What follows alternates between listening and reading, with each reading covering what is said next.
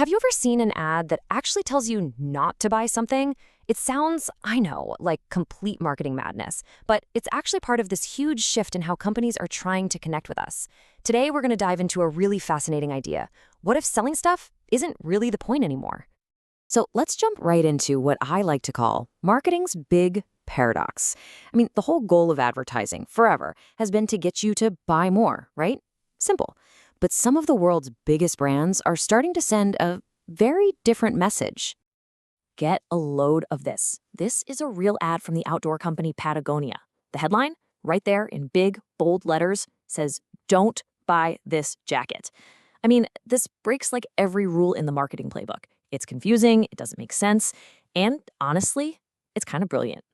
Which, leads us to the central question of this whole explainer. Why on earth would a company whose entire survival depends on you buying things tell you not to buy its products? What is going on here? What's the strategy? Is there even a strategy at all?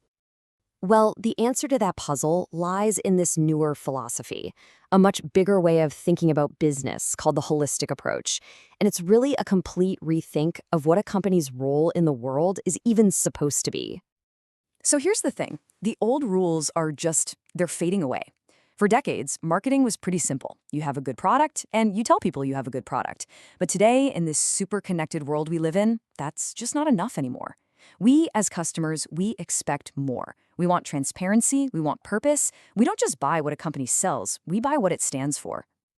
And that brings us right to the core idea here, holistic marketing. It's all based on this one simple but powerful idea that everything matters. It's not just about that one click to buy now.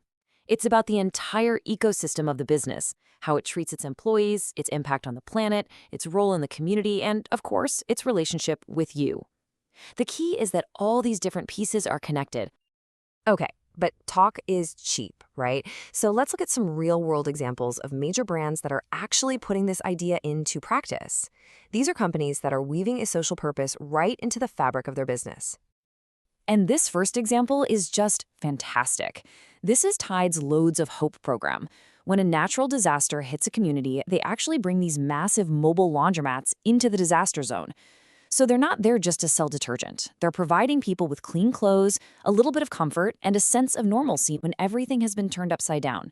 It's a powerful act of service that connects their product to a really deep human need. Or how about this one? We all know Coca-Cola and their iconic polar bear ads. Well, they've had a long-running partnership with the World Wildlife Fund to help protect actual polar bear habitats up in the Arctic. So they're taking this mascot that we all know and love and tying it directly to a real, tangible cause. And then you've got a company like Timberland, which is all about transparency. This you're seeing here is basically their environmental report card. I know, it's a lot of data, but the key thing is, these aren't just fluffy promises about going green. They're sharing the hard numbers on their renewable energy use, how much recycled material is in their products, even down to how many of their shoes are PVC-free. They are holding themselves accountable, out in the open for everyone to see.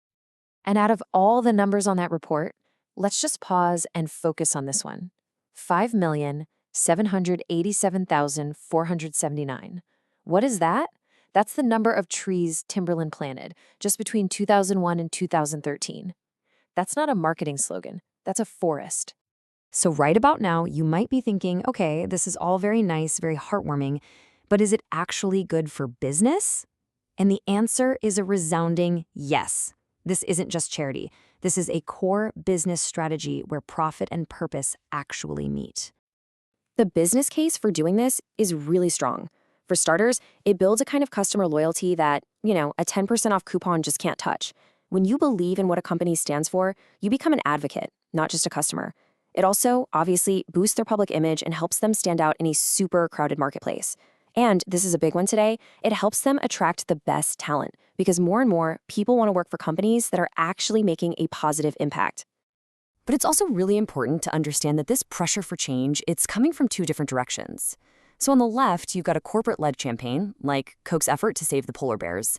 But on the right, you have a consumer-led movement, just label it, which demanded more transparency about GMOs in food.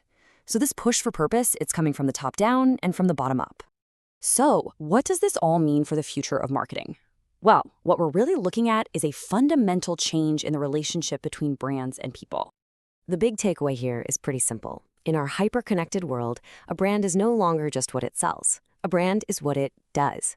And more of us are choosing to spend our money with companies whose actions and values actually line up with our own. You could almost say that purpose is becoming the new product. Which leaves us with one final, and I think crucial question to think about. As more and more companies start using the language of purpose, how do we, as consumers, tell the difference between a genuine commitment and just really, really clever PR?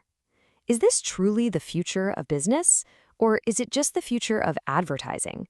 That, I think, is something for all of us to decide.